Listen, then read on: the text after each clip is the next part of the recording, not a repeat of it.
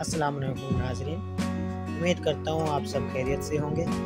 आज मैं आपके लिए लेकर आया हूँ 2 रियाल का कोइन। ये कोइन सऊदी अरब का कोइन है।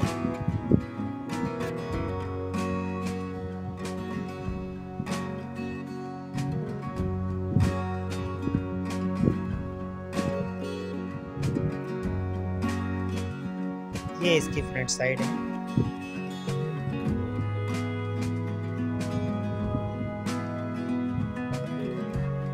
ये जो आप साइड देख रहे हैं इसकी उसी साइड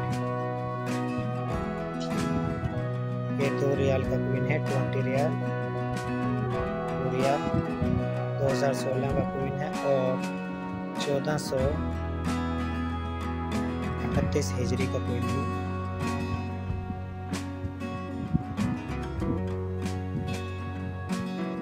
नेकलेस है इसकी,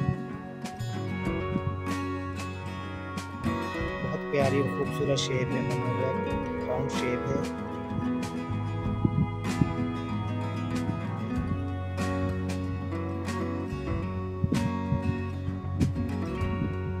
दो रियाल का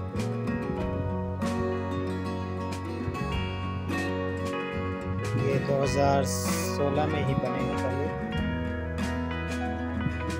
इससे पहले 2 रियाल का कोइन मौजूद नहीं।